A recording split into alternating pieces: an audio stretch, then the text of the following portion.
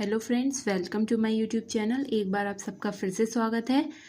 आज जो हम ट्रिग्नोमेट्री का चैप्टर पढ़ रहे थे अपना separation of real and imaginary parts of complex function, उसका हम पार्ट 4 पढ़ेंगे कि जब हमारे पास हमने ये तो पढ़ लिया था कि सेपरेशन कैसे करते हैं, उसके क्वेश्चंस कैसे अटेम्प्ट करते हैं, और क्यूएथ रूट दिया होता है तो उसके क्वेश्चन अटेम्प्ट कैसे करते हैं।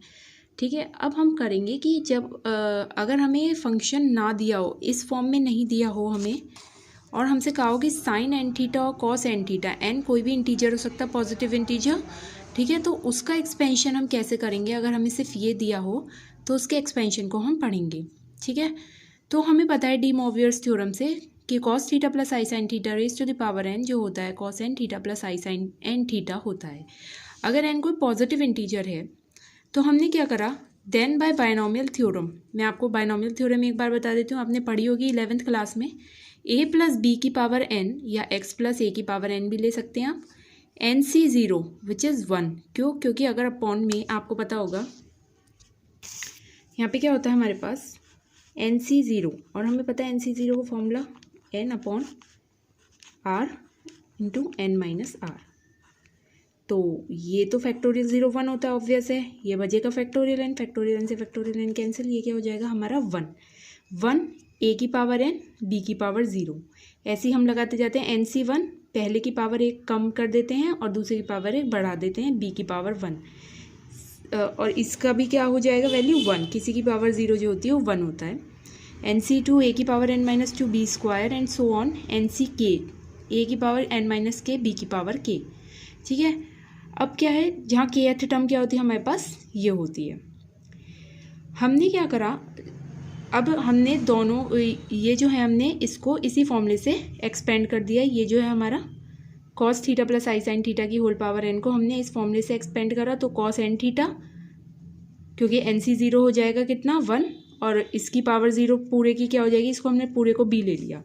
ये हमने ले लिया a और ये हमने ले लिया b, तो इसकी पूरी की पावर 0 तो 1 हो जाएगी, इसलिए हमने लिखा नहीं है। उसके बाद हमने इसको एक एक पावर करके इसकी हम कम करते गए हैं और इसकी हम बढ़ाते गए हैं। ठीक है, अप टू सो ऑन। फिर हमने जो रियल पार्ट्स थे वो एक साथ लिख लिए हैं। ठीक है, स्क्वायर वाला था, जैसे ये आई स्क्वायर आएगा -1 हो जाएगा, तो यहाँ बीच में माइनस आ गया। और जो इमेजिनरी पार्ट्स थे, ठीक है, उसे एक साथ लिख लिया है कि यहाँ पे आएगा आई, तो ये आ गया। फिर आई क्यूब आएगा, उसकी वैल्यू -i होती है, तो ये आ गया। वो थी हमारी इक्वेशन 1, ये है हमारी इक्वेशन 2।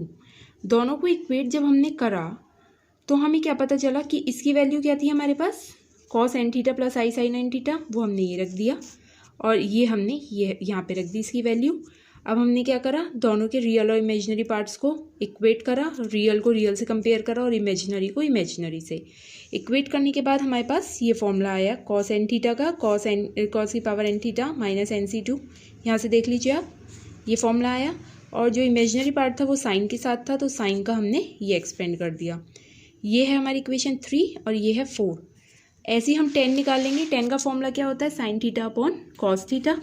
तो हमने दोनों की वैल्यूज़ पुट कर दी, और न्यूमरेटर है ये और ये डिनोमिनेटर है, इसको हमने कॉस एन थीटा से डिवाइड कर दिया सिंप्लीफाई करने के लिए थोड़ा और, तो उसकी वैल्यू हमारे पास tan n थीटा की ये आ गई।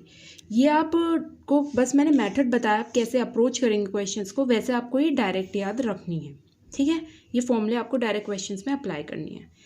अब हम n थीटा की जगह अगर अल्फ़ा पुट कर दें, 3, 4 और 5 जो हमारी इक्वेशन है, इसमें क्या होगा कि हमने n theta equals to alpha put करा, तो हमने इसे थोड़ा सिंप्लीफाई कर लिया है। अब हमने n को इन्फाइनाइटली लार्ज ले लिया और लिमिट थीटा टेंस टू 0, तो हमारे पास ये सॉल्व होकर आया है, ये है इन्फिनिटी, अप टू इन्फिनिटी।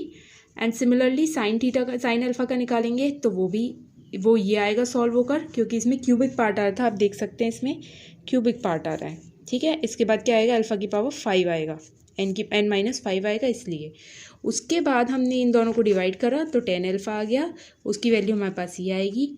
तो ये जो आपके फॉर्मूलाज हैं ये डायरेक्ट आप यूज़ करेंगे।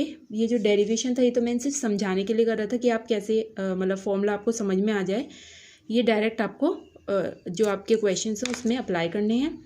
Thank you. अगर आपको मेरी कोई भी प्रॉब्लम है क्वेश्चन या वीडियो में, तो आप उसे कमेंट सेक्शन में मुझे कोई भी क्वेरी अपनी पूछ सकते हैं। Please like, subscribe and share my channel.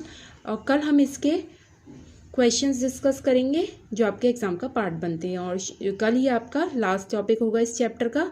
Thank you very much.